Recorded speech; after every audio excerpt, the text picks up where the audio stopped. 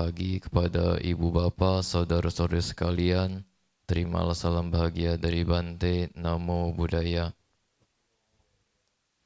Ya, kesempatan pagi hari ini 27 September 2020, Bante dapat kesempatan untuk sharing teori Dharma.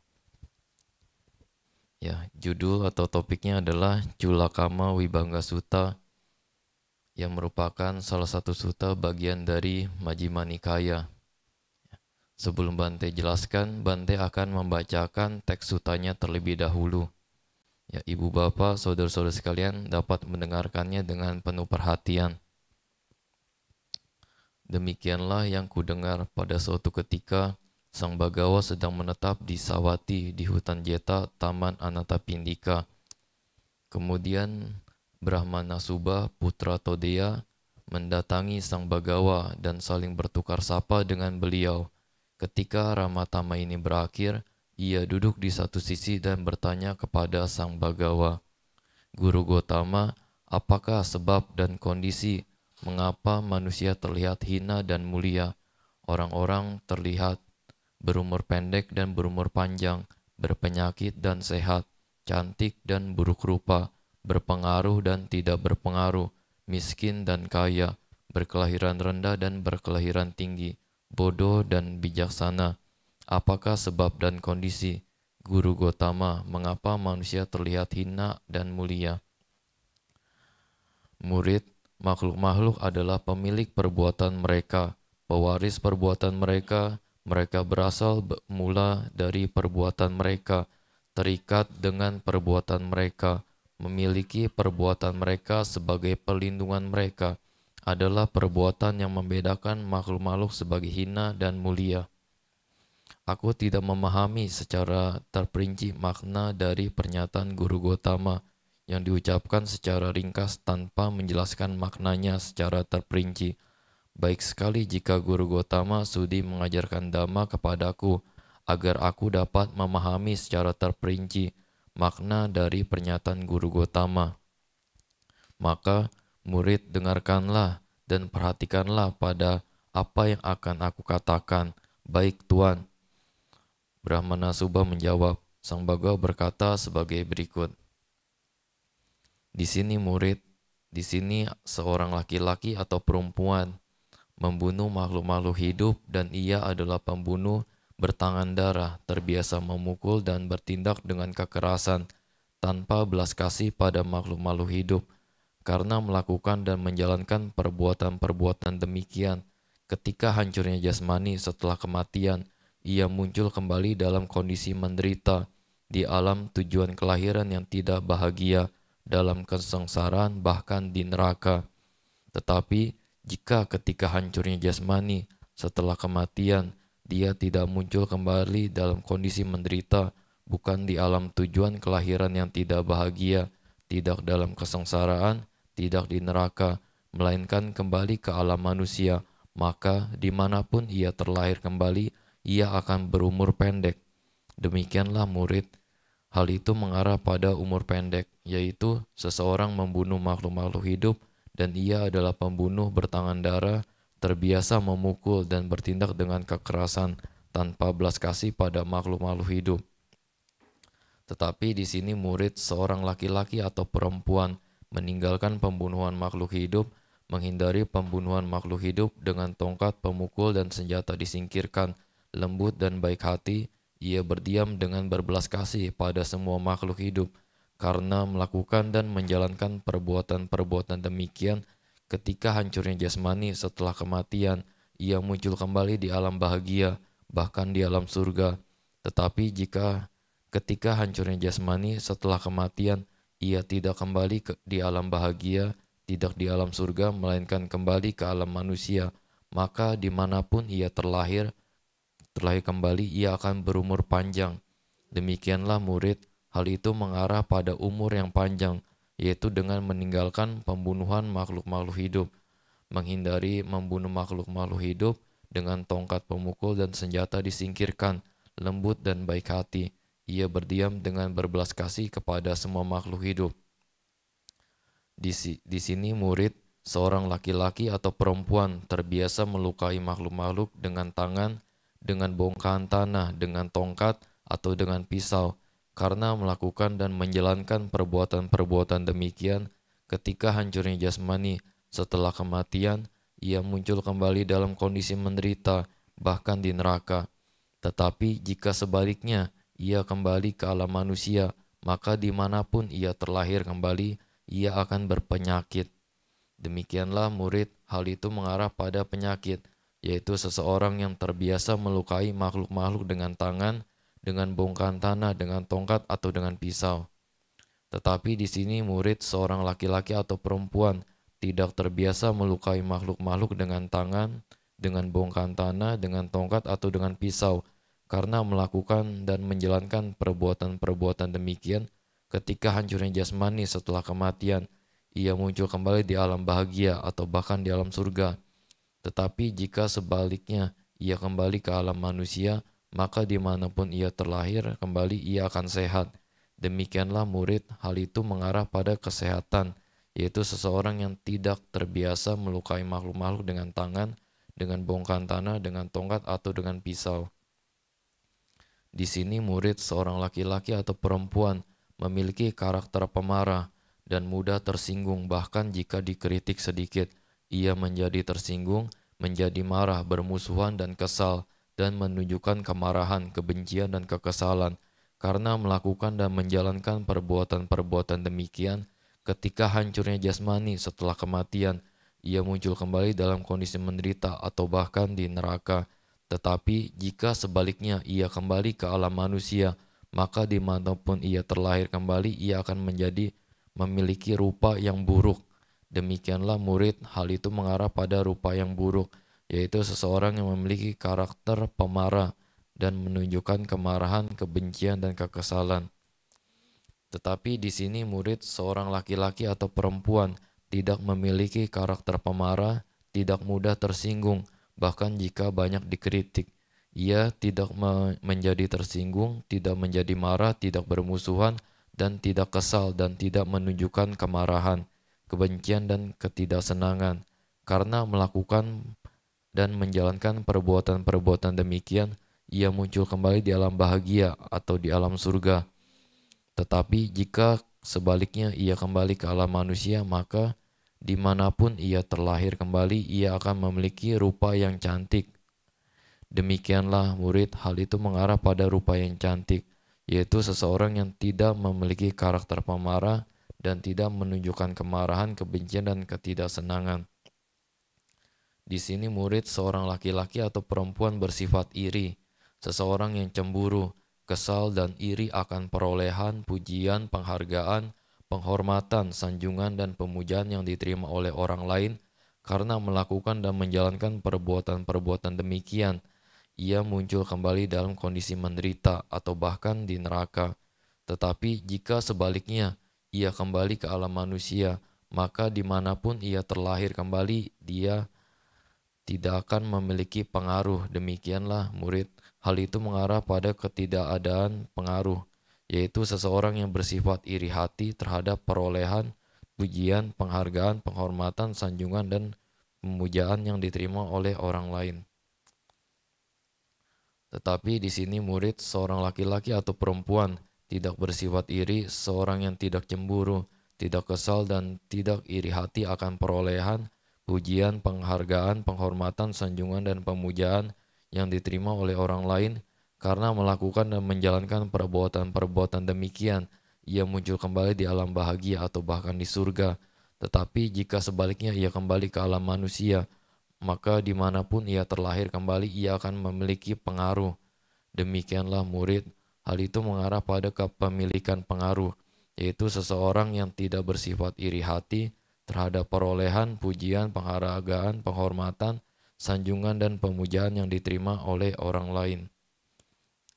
Di sini, murid seorang laki-laki atau perempuan tidak memberikan makanan, minuman, pakaian, kereta, kalung bunga, wangi-wangian, salep, tempat tidur, tempat tinggal, dan pelita kepada para pertapa atau para brahmana.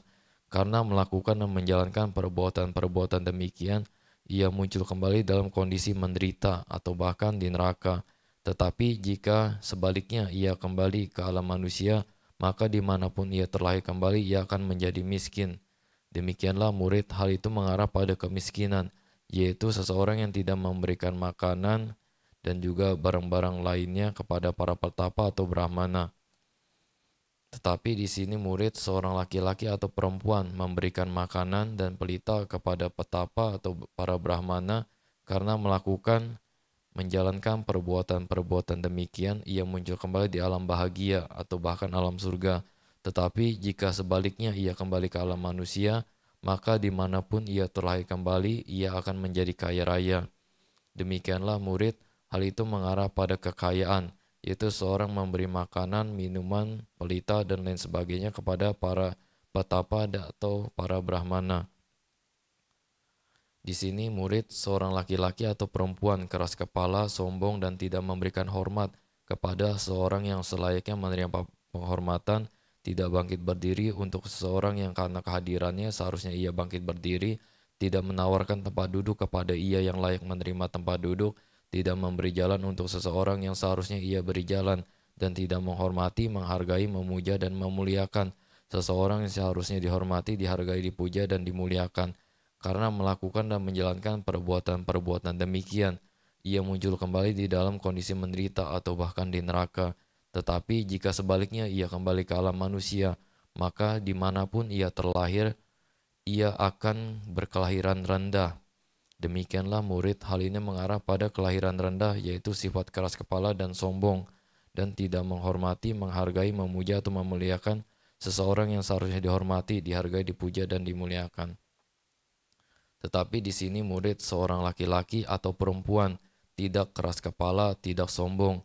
Ia memberikan hormat kepada seorang yang selayaknya menerima penghormatan, bangkit berdiri untuk seseorang yang karena kehadirannya seharusnya ia bangkit berdiri, memberikan tempat duduk kepada ia yang layak menerima tempat duduk, memberikan jalan untuk seseorang yang seharusnya ia beri jalan, dan menghormati, menghargai, memuja, dan memuliakan seseorang yang seharusnya dihormati, dihargai, dipuja, dan dimuliakan.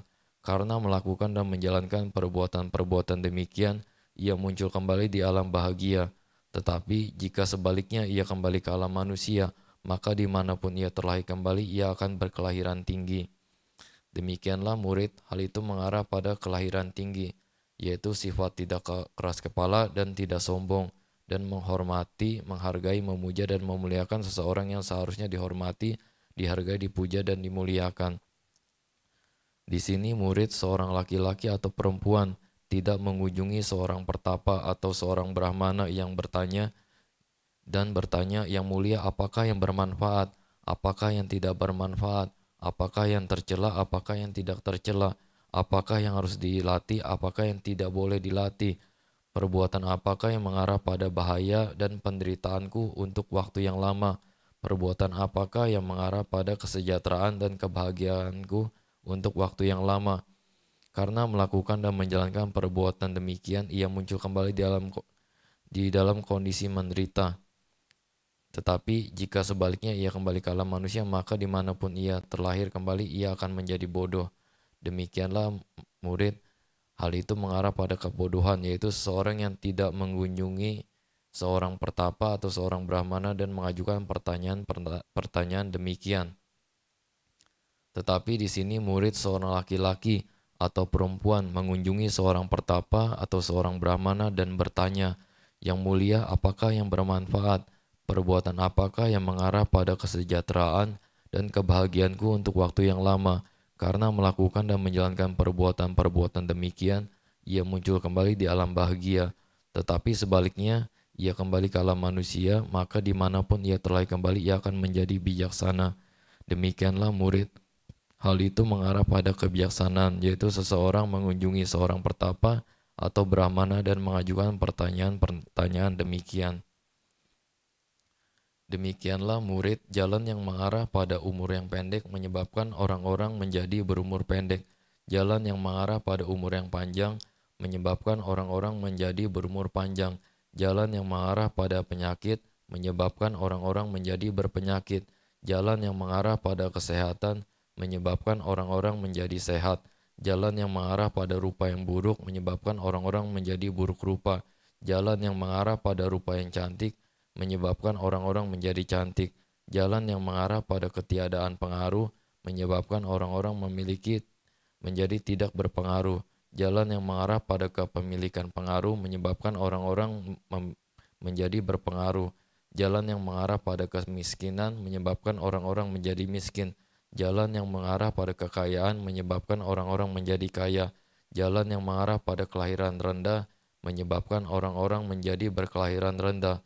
Jalan yang mengarah pada kelahiran tinggi menyebabkan orang-orang menjadi berkelahiran tinggi. Jalan yang mengarah pada kebodohan menyebabkan orang-orang menjadi bodoh. Dan jalan yang mengarah pada kebijaksanaan menyebabkan orang-orang menjadi bijaksana. Makhluk-makhluk adalah pemilik perbuatan mereka, pewaris perbuatan mereka. Mereka berasal mula dari perbuatan mereka, terikat dengan perbuatan mereka, memiliki perbuatan mereka sebagai perlindungan mereka, adalah perbuatan yang membedakan makhluk-makhluk sebagai hina dan mulia. Ketika hal ini dikatakan, murid Brahmana Subha putra Todeya berkata kepada Sang Bagawa, mengagumkan Guru Gotama, mengagumkan Guru Gotama. Guru Gotama telah membabarkan Dhamma dengan berbagai cara seolah-olah beliau menegakkan apa yang terbalik, mengungkapkan apa yang tersembunyi, menunjukkan jalan bagi yang tersesat, atau menyalakan pelita dalam kegelapan, agar mereka yang memiliki penglihatan dapat melihat bentuk-bentuk.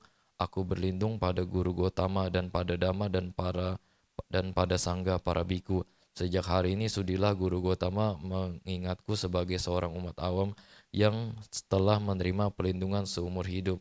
Ya, demikianlah tadi sutanya. Ya, di sini ada 3 orang yang akan Bante jelaskan. Tokohnya ada 3, yaitu Buddha Gotama, Todeya, dan anak Todeya yaitu Brahmana Subha.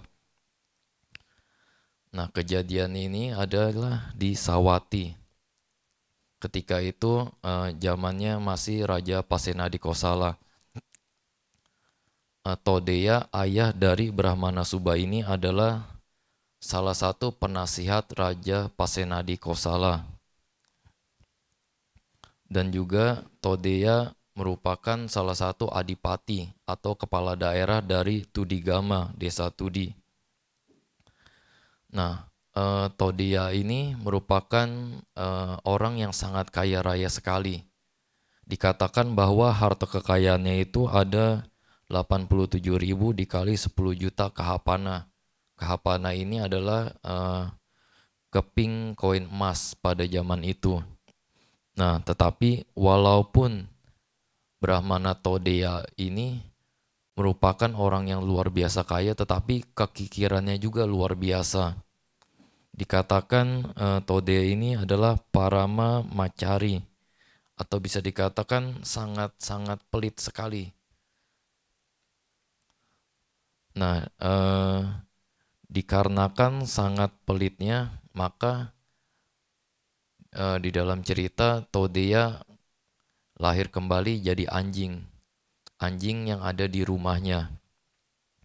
Nah, memang secara karma yang berdaya hasil yang menyebabkannya bisa terlahir sebagai anjing karena kemelekatannya begitu kuat kepada harta bendanya. Ya, di dalam cerita anjing yang tadinya ini adalah Todeya dirawat oleh anaknya Brahmana Subha dengan sangat luar biasa nyaman. Jadi makanannya diberikan makanan yang terbaik, tempat tinggal dan lain sebagainya, pokoknya dilayani dengan sangat super atau dengan sangat nyaman sekali.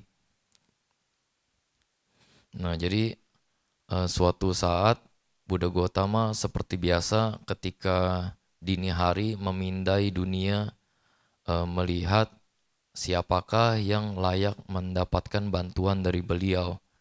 Dan terlihat oleh penglihatan Buddha Gotama bahwa Todeya sudah lahir jadi anjing, dan anaknya jika mendengarkan Dhamma Desana dari Buddha, maka anaknya itu akan berlindung kepada Tiratana.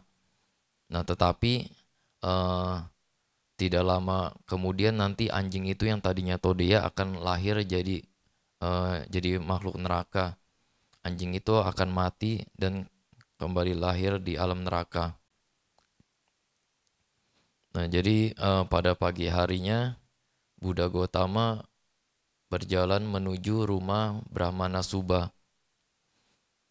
Jadi dikenal di daerah itu bahwa sebelumnya belum pernah ada satupun Brahmana atau petapa yang berhasil mendapatkan makanan dari rumah Brahmana Subha itu karena saking pelitnya sekali.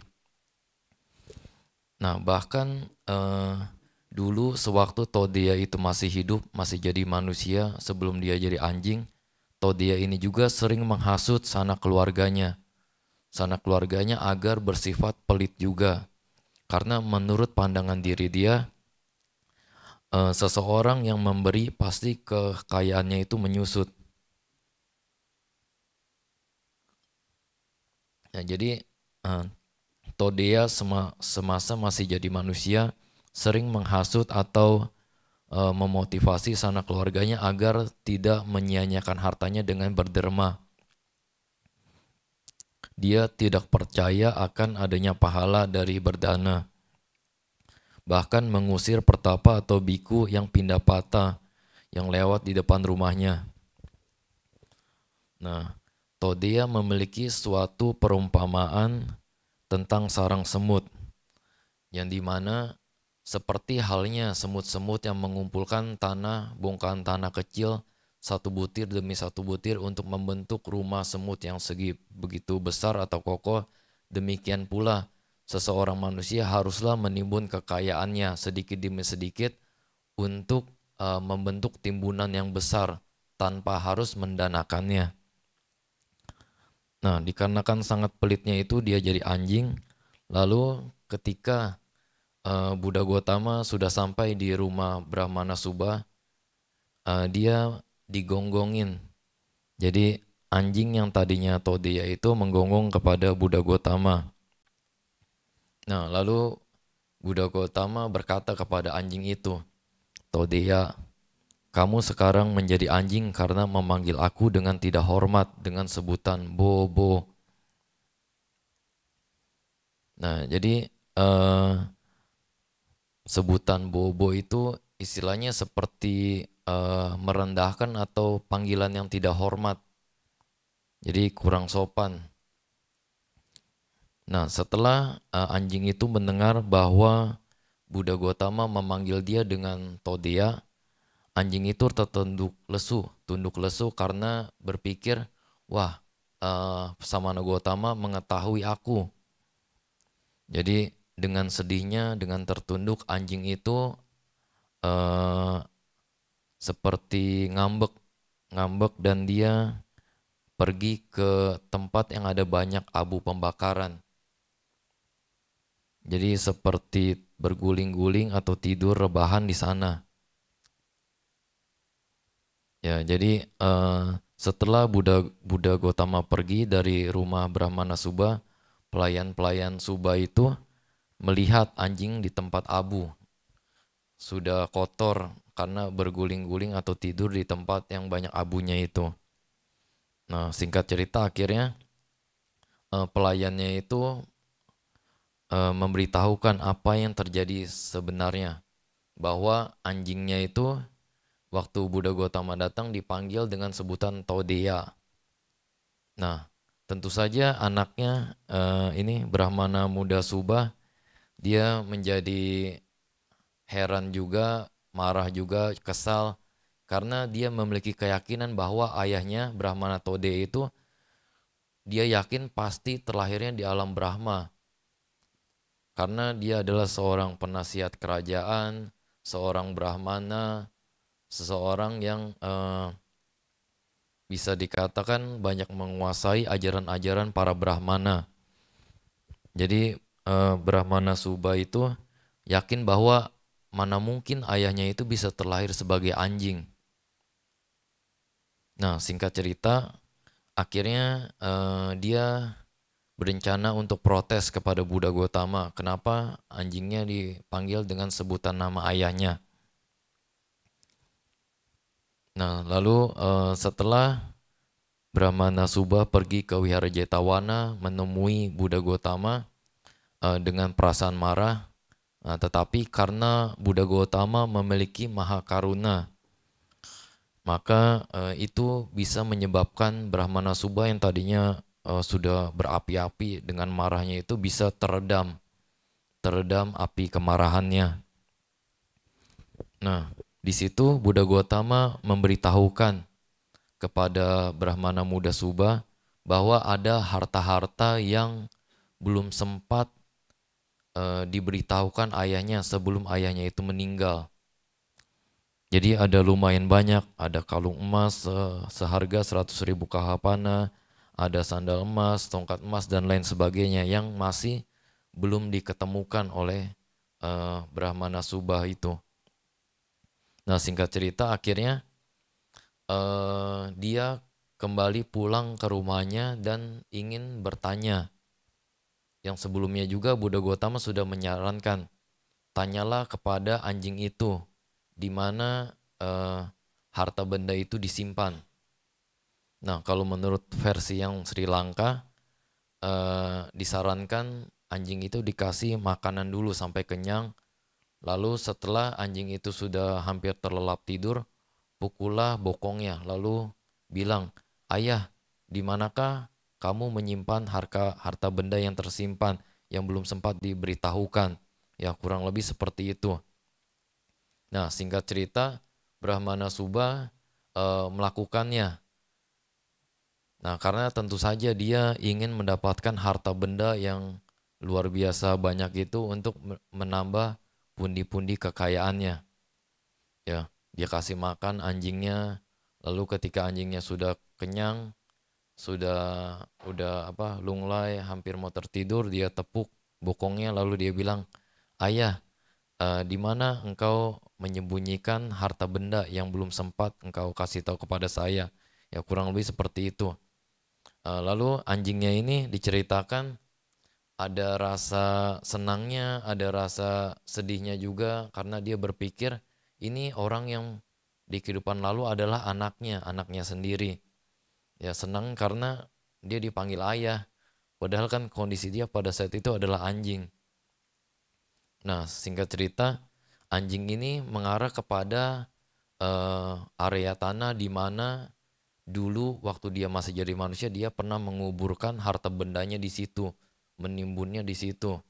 Nah, dengan memberikan tanda mengais-ngais tanahnya itu, anjingnya ingin memberitahukan bahwa disitulah tempat hartanya dipendam. Nah, akhirnya benar saja eh, Brahmana Subha menemukan banyak harta terpendam di area tanah situ dan tentu saja menambah pundi-pundi kekayaannya.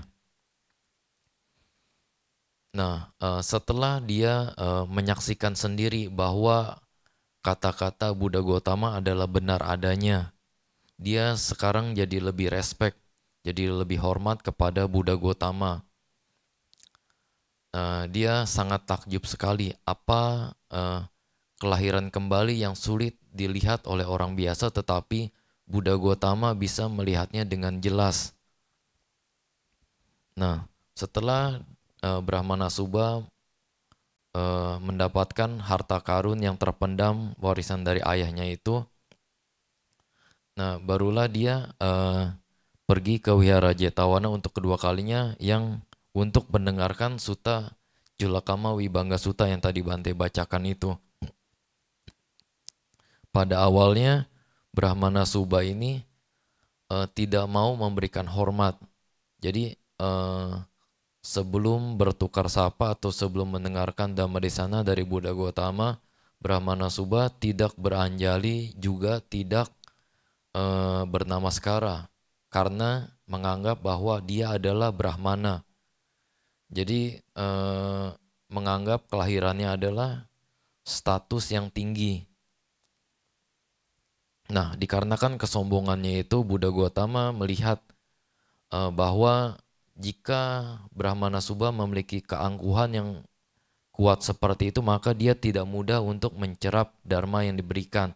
Maka dari itu, di awalnya tadi, Culakama Vibhanga Sutta, Awalnya Buddha Gautama hanya menjelaskan yang singkat saja tanpa uraian panjang.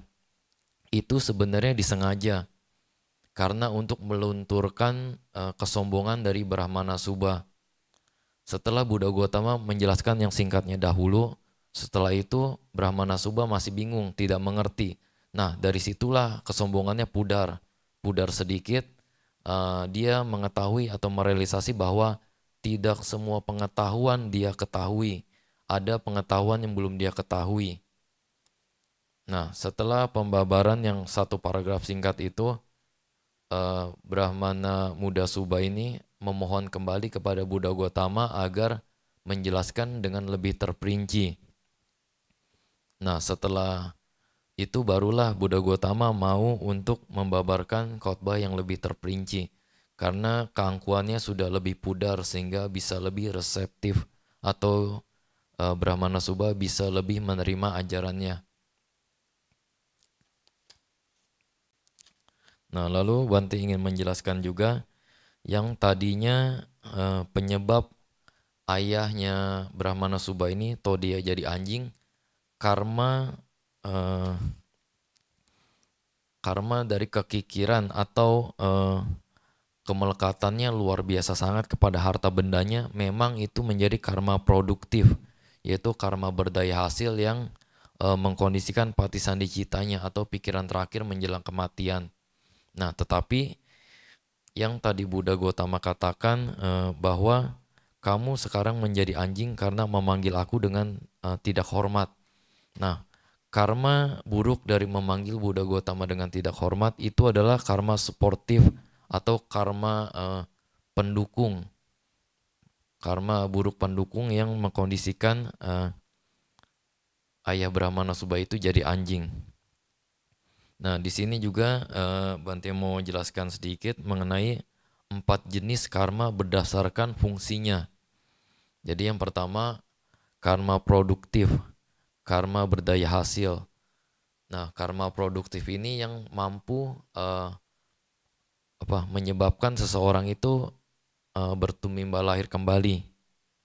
Jadi akan menjadi objek dari patisandhicita atau pikiran terakhir menjelang kematian. Nah, lalu kalau karma represif, karma yang menekan karma lain yang sedang bekerja. Jadi sebagai contoh Ajata 1 yang dimana karena dia membunuh ayahnya sendiri, ayah kandungnya Raja Bibisara, dia terlahir kembali di alam neraka. Nah, tetapi ada karma represif yaitu karma baik menyokong sangga. Karma baik menjadi donatur besar ketika konsili sangga yang pertama. Nah, karma baik itu menjadi karma baik represif yang menekan karma buruk. Yang tadinya Ajata 1 harusnya jatuh ke alam awici neraka, ada karma baik yang cukup besar maka menjadi lebih ringan hukumannya di neraka. Dan sekarang jadinya Ajata 1 itu adanya di Lohakumbi neraka, bukan di Awici neraka, dikarenakan ada karma baik yang cukup besar yang membuat hukumannya jadi ringan. Nah, itulah karma represif. Nah, yang ketiga adalah karma destruktif, yaitu karma yang memotong karma lain karma baik lain yang sedang bekerja. Nah, diibaratkan misalkan ada seseorang yang melepaskan anak panah kepada hewan buruan. Nah, tetapi ketika anak panah itu sudah melesat di udara, ada seseorang yang cukup tangkas memukul anak panah itu sehingga jatuh ke tanah. Tidak bisa tepat menembak ke hewan sasarannya. Nah, itu adalah contoh karma destruktif. Sebagai contoh dalam kisah Dewadatta, sebenarnya Dewadatta itu memiliki karma produktif yang cukup kuat yang bisa mengkondisikannya berumur panjang. Nah, tetapi karena ada karma berat buruk yang sudah dilakukannya, diantaranya kan Dewadatta mencoba membunuh Buddha Gautama berkali-kali. Dewadatta juga memecah belah sangga. Nah, dikarenakan perbuatan buruk yang berat itu menjadi karma destruktif yang menjadi karma pemotong sehingga karma baik produktifnya Dewadatta ini terhenti di tengah jalan. Nah, jadi dulu dikisahkan Dewadatta ketika sudah tersadar atau dia berpikir merenung bahwa adalah kesalahan besar dia memusuhi Buddha Gautama sehingga dia ingin minta maaf. Singkat cerita, ketika dalam perjalanannya ingin menemui Buddha Gautama, walaupun sudah dekat dengan Wihara Jetavana di mana Buddha Gautama berada, karma memecah belah sangganya itu sudah matang, sudah waktunya untuk berbuah. Jadi ketika Dewadatta ingin istilahnya cuci badan atau mandi sebelum memasuki Wihara Jetavana di kolam dekat situ juga. Nah, ketika salah satu kakinya menyentuh tanah, maka bumi ini terbelah. Jadi tanah itu mereka langsung menyeret Dewadatta ke bawah tanah untuk mengirimnya ke alam neraka. Nah, itu dikarenakan karma buruk yang dilakukan oleh Dewadatta memecah belah sangga ini salah satu dari Garuka Kusala Kama yang berbuah ya pada kehidupan itu juga. Dan ibu bapak, saudara-saudara sekalian, perlu diketahui bahwa karma berat yang memecah belah sangga itu hanya bisa dilakukan oleh seorang biku. Umat berumah tangga itu mustahil bisa melakukan karma berat yang memecah belah sangga. Dan juga karma berat memecah belah sangga dapat mengkondisikan makhluk itu satu kalpa penuh di alam neraka. Jadi luar biasa berat efeknya. Nah, lalu yang keempat adalah karma suportif. Karma yang mendukung karma sejenis. Nah, jadi misalkan ibu bapak, saudara-saudara sekalian sudah terlahir jadi manusia, tentu saja dikarenakan karma produktifnya adalah karma baik. Nah, di situ di dalam menjalankan kehidupan, ibu bapak, saudara-saudara sekalian misalkan banyak berdana, menjalankan sila, melakukan fangsen, donor darah, melakukan bakti sosial dan lain sebagainya. Nah, itulah karma suportif yang istilahnya menunjang karma baik produktif itu agar stabil atau agar bisa menangkis karma-karma buruk yang bisa mengganggu karma produktif itu bekerja. Nah, itu adalah karma suportif. Nah, tetapi karma suportif di sini juga bisa berlaku ketika suatu makhluk itu ada di alam rendah. Jadi misalkan binatang-binatang, mereka lahir jadi binatang itu tentu saja karena karma buruk di dalam pati sandicita mereka. Nah, dan juga ada banyak karma-karma buruk yang subur, banyak berbuah dan kondisinya sangat mudah berbuah ketika mereka itu lahirnya di alam binatang. Jadi bisa dikatakan memperburuk suasana. Kan tadi Bante katakan karma suportif mendukung karma yang sejenis. Jadi ketika makhluk itu jadi binatang, ada banyak karma-karma buruk lainnya yang memperpanjang penderitaan dia di alam binatang itu. Seperti halnya mendatangkan banyak-banyak kesialan, ketidakberuntungan, atau mungkin menjadikan binatang itu sakit-sakitan dan juga panjang umur. Nah, jadi kalau ada binatang-binatang yang banyak menderita, kekurangan makanan, tempat tinggal jelek, sakit-sakitan, panjang umur lagi. Nah, itu tentu saja ada banyak karma suportifnya yang memperpanjang penderitaannya. Ya, lalu Bante akan menjelaskan sedikit juga mengenai jenis karma baik.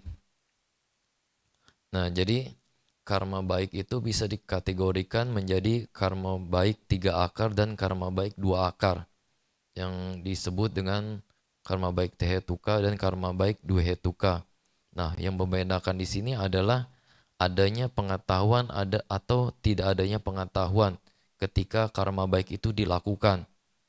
Nah, 3 akar itu adalah aloba, adosa, dan amoha. Amoha itu bisa dikatakan panya juga.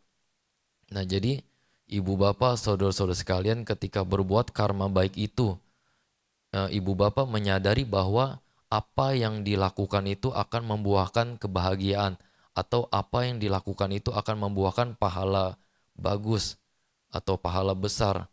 Nah, karena memiliki keyakinan di dalam hukum karma, memiliki pengetahuan demikian, maka itu akan menjadi karma baik tihetuka. Nah, tetapi ada kalanya juga mungkin ibu bapak, saudara-saudara sekalian berbuat baik hanya ikut-ikutan, tidak mengetahui tujuannya, tidak mengetahui akibatnya, tidak mengetahui manfaat dari perbuatan baik yang sedang dilakukan itu untuk apa. Nah, itu ketidakadaan pengetahuan itu yang menyebabkan karma baik itu menjadi karma baik yang duhetuka.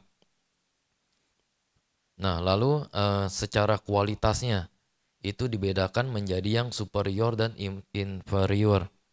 Nah, jadi jika karma baik itu dinodai oleh adanya kilesa ketika prosesnya, maka itu bisa menjadikan karma baik itu inferior.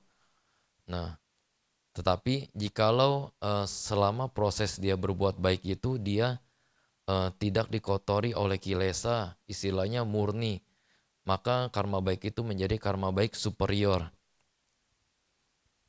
Nah, jikalau perbuatan baik tihetuka yang superior itu menjadi karma produktif yang mengkondisikan kelahiran kembali, maka di kelahiran selanjutnya orang itu akan jadi makhluk tihetuka.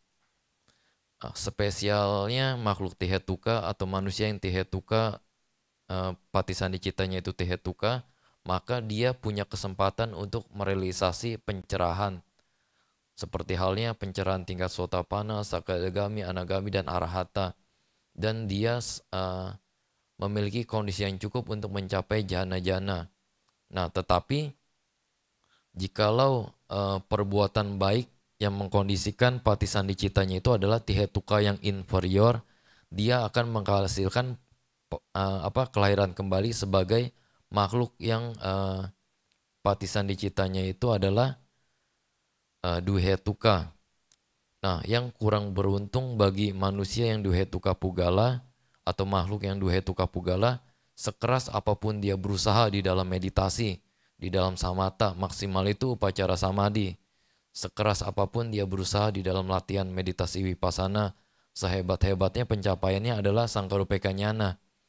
Jadi duhetuka pugala mustahil mencapai tingkat sotapana atau juga mustahil mencapai jana di kehidupan itu. Nah, itu yang kurang beruntung bagi manusia yang lahir sebagai duhetuka pugala.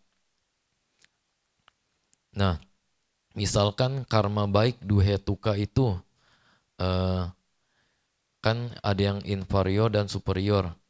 Kalau karma baik duhetuka yang superior yang berbuah, nah itu akan jadi manusia atau makhluk yang benihnya juga duhetuka. Nah, tetapi jikalau karma baik duhetuka yang inferior, yang menjadi karma baik produktif, yang mengkondisikan kelahiran kembali, maka selanjutnya dia akan lahir jadi ahetuka, ahetuka pugala.